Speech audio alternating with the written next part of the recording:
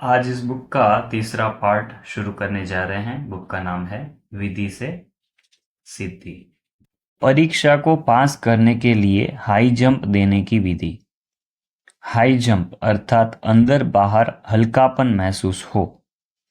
एक है अंदर अपनी अवस्था का हल्कापन, दूसरा है संबंध संपर्क में हल्कापन।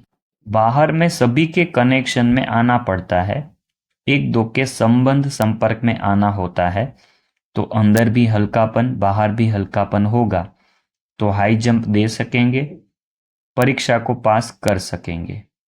28 मई 1970 के अव्यक्त महावाक्य हैं। काली रूप बन समस्याओं का सामना करने की विधि। जो जैसा भी कोई हो, जहां भी हो, जैसी भी परिस्थिति हो, उन सभी समस्याओं को काली रूप बन समस्याओं का सामना करना है। जब सर्विस मतलब कर्तव्य पर हो तो काली रूप चाहिए ना, न कि शीतला रूप। काली रूप होंगे तो कभी भी किस पर बलि नहीं चढ़ेगी। जब एक के आगे समर्पण कर लिया, अर्पण कर लिया, तो और किसके आगे संकल्प से भी अर्पण नहीं होना है।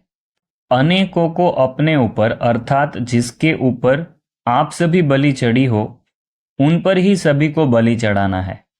ऐसे काली बन गई तो फिर अनेकों की समस्याओं को हल कर सकेंगे। सदैव एकरस स्थिति रहे और विघ्नों को भी हटा सके। सदैव दो बातें अपने सामने रखनी है। जैसे एक आंख में मुक्ति दूसरी आंख में जीवन मुक्ति रखते हैं, वैसे एक तरफ विनाश के नगाड़े सामने रखो और दूसरी तरफ अपने राज्य के नज़ारे सामने रखो। दोनों ही साथ बुद्धि में रखो, तब कोई भी विघ्न को सहज पार कर सकेंगे। अव्यक्तवाणी है 28 मई 1970।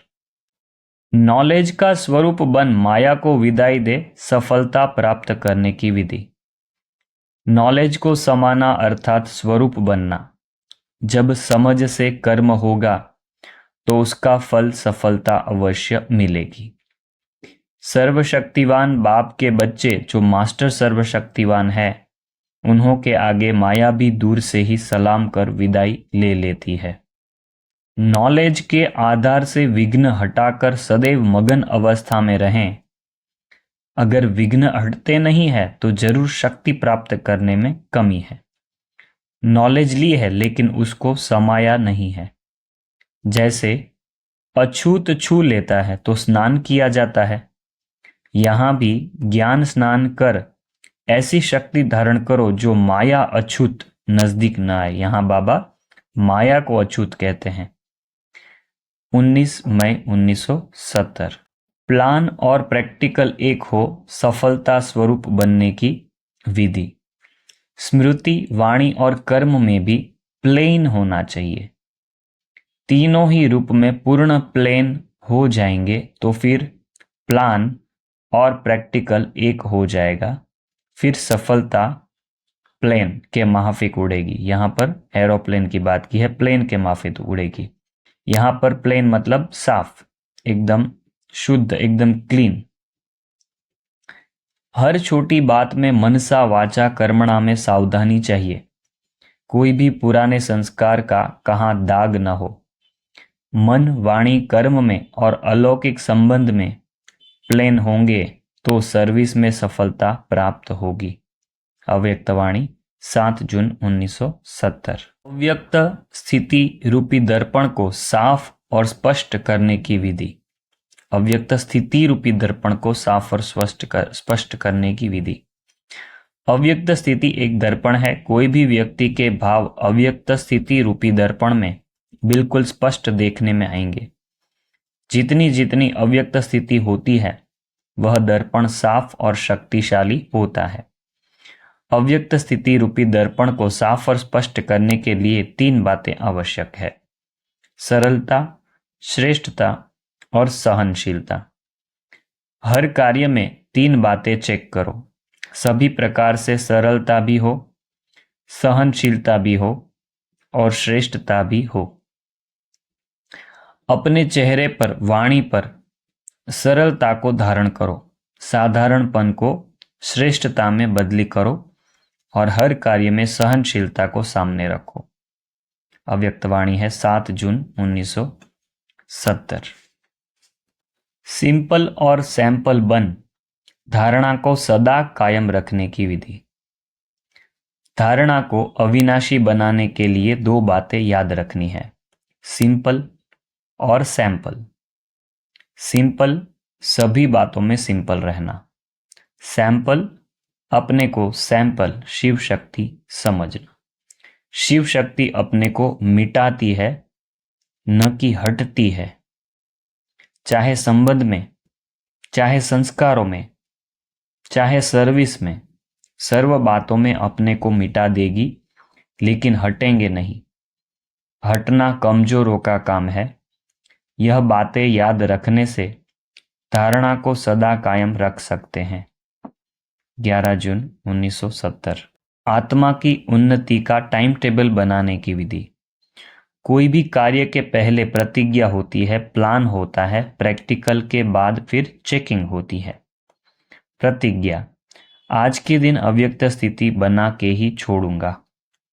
प्लान, आज के दिन अव्यक्त स्थिति का इतना % और इतना समय निकालना है। प्रैक्टिकल और चेकिंग, अव्यक्त स्थिति का प्लान कहाँ तक प्रैक्टिकल में हुआ व नहीं हुआ, न होने का कारण और साथ में उसका निवारण का साधन सोचकर आगे बढ़ते जाओ। चेकिंग के बाद जो बीती सो बीती कर आगे के लिए उन्नति का साधन रखना है। आत्मा की उन्नति का साप्ताहिक प्लान बनाओ। हर दिन कुछ छोड़ो, कुछ भरो।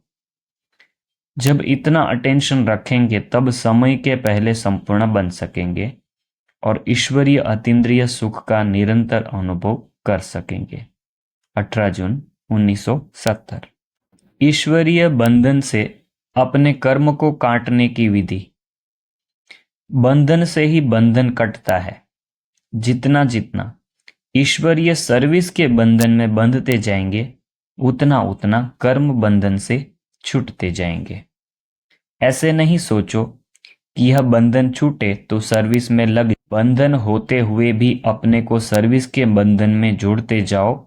यह जोड़ना ही तोड़ना है, तोड़ने के बाद जोड़ना नहीं होता है। कारण होते रहेंगे, कोई भी कारण है तो उनको हल्का छोड़कर पहले सर्विस के मौके को आगे रखो। कर्तव्य के बल के कारण, कर्तव्य के बल से कारण ढीले पड़ जाएंगे। अच्छे कर्तव्य में लग जाएंगे तो दूसरे कारण ढीले पड़ जाएंगे। जितना अपने को सर्विस में सहयोगी बनाएंगे, उतना ही प्रजा आपकी सहयोगी बनेगी। प्रजा मतलब जो भी आपके साथी सहयोगी है, जो आपकी प्रजा में आने वाले हैं, वो सब आपके सहयोगी बन जाएंगे। जितना अपने को सर्विस में सहयोगी बनाएंगे, उतना ही प्रजा आपकी सहयोगी बनेगी। जितना वह कर्म बंधन पक्का है, उतना ही ईश्वरीय बंधन को भी पक्का करो, तो वह बंधन जल्दी कट जाएगा। जो जो दुनिया के कर्म बंधन के कारण प्रगति नहीं कर पाते हैं पुरुषार्थ में, उनके लिए ये बहुत काम की चीज है। 7 जून 1970।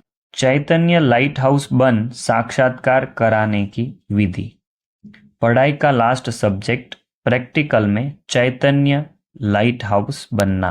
चैतन्य लाइट हाउस अर्थात आपके आगे आने से ही लाइट देखने में आए।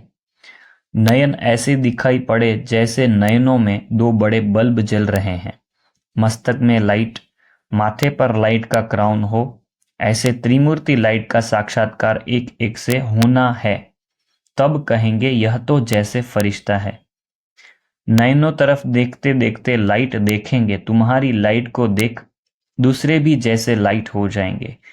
कितना भी मन सेवा स्थिति में भारीपन हो, लेकिन आपके आने से ही हल्का हो जाए, ऐसी स्टेज अब पकड़नी है। तब साकार में चैतन्य लाइट हाउस का साक्षात्कार स्पष्ट होगा। 19 जून 1970। सर्व समर्पण से संपूर्ण मूर्त बनने की विधि। सर्व समर्पण के लक्ष्य से ही संपूर्ण बनेंगे। जितना समर्पण उतना संपूर्ण। बहुत इंपॉर्टेंट पॉइंट है। जितना समर्पण उतना संपूर्ण। संपूर्ण मूर्त बनना अर्थात अपनापन बिल्कुल समा जाए। संपूर्ण मूर्त बनना अर्थात अपनापन बिल्कुल समा जाए। समाना अर्थात समान हो जाना। जो अपनापन जितना समाएंगे उतना ही समानता मूर्त बनेंगे। अपनापन, ये बहुत इंपॉर्टेंट है। अपनापन जितना समाएंगे उतना ही समानता मूर्त बनेंगे। इसके ऊपर विचार सागर मंथन करना कि क्या चीज है जहां पर अपनापन आता है।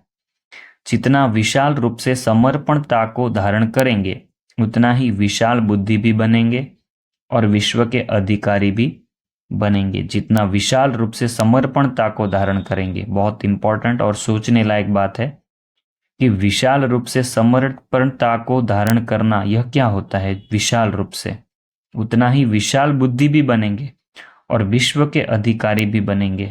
अभी यहां पर आगे आ रहा है समर्पणता का विशाल रूप क्या है। यहां पर बताया विशाल रूप से समर्पणता को धारण करेंगे उतना विशाल बुद्धि बनेंगे। तो क्या क्या चीज में समर्पणता का विशाल स्वरूप है।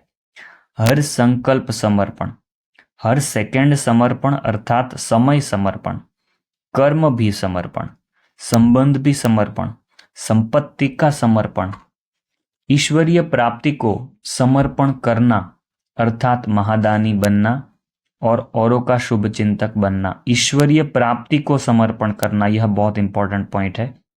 क्या क्या ईश्वरीय प्राप्तियां हैं जिसको समर्पण करते हैं हम, अर्थात महादानी बनना। मतलब ईश्वर से जो प्राप्ति की है, बाबा से जो प्राप्तियां हुई है, उसको भी समर्पण करना। किसके प्रति? दुनिया के प्रति। महादानी बनना। अविनाशी संपत्ति, सुख, शांति, पवित्रता, प्रेम, आनंद को भी और आत्माओं की सेवा में समर्पण करना। ये बहुत आगे की स्टेज है।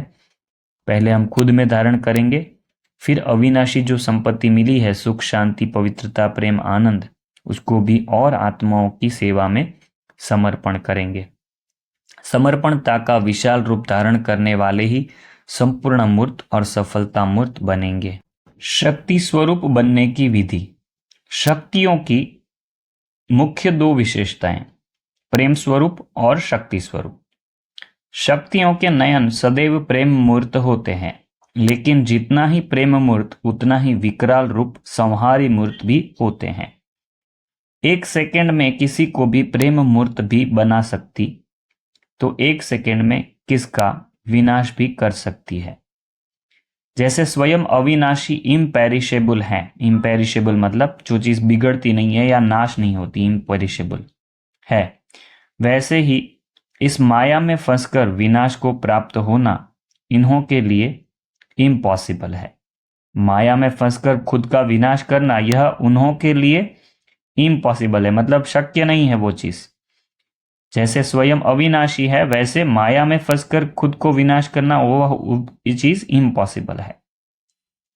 जो इम्पेरिशेबल स्थिति में रहते हैं उन्हों के लिए माया के कोई भी स्वरूप से झुकाव में आना इम्पॉसिबल है। जो खुद ऐसी स्थिति में रहते हैं जो अचल अडोल रहती है, इम्पेरिशेबल मतलब जो बिगड़ती नहीं है या खराब नहीं होती, तो निरंतर अच्छी स्थिति में रहते हैं, तो उन्हों के लिए माया के कोई भी स्वरूप से झुकाव में आना इम्पॉसिबल है। जो स्वयं झुकाव में आते होंगे उन्हों के आगे और आत्माएं कैसे झुकेंगी। सारे विश्व को अपने आगे झुकाने वाले हो। शेरनी शक्तियों का एक भी संकल्प या एक भी बोल व्यर्थ नहीं जा सकता। जो कहा वह किया।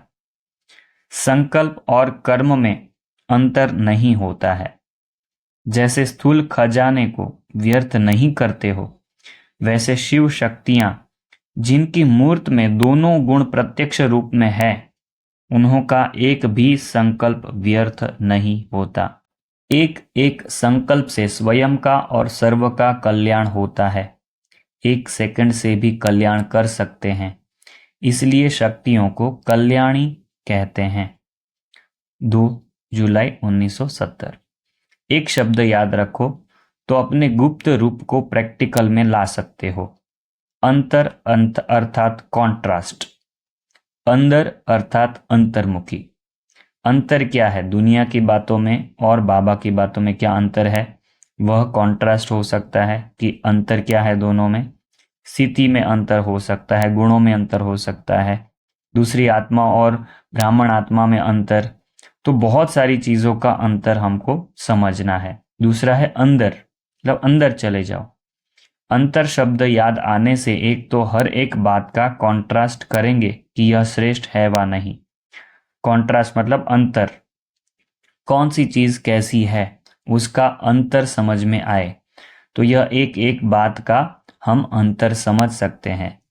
अंतर की स्थिति में स्थित होने से आपका गुप्त स्वरूप प्रत्यक्ष हो जाएगा। अंतर की स्थिति में स्थित होने से आपका गुप्त रूप स्वरूप प्रत्यक्ष हो जाएगा।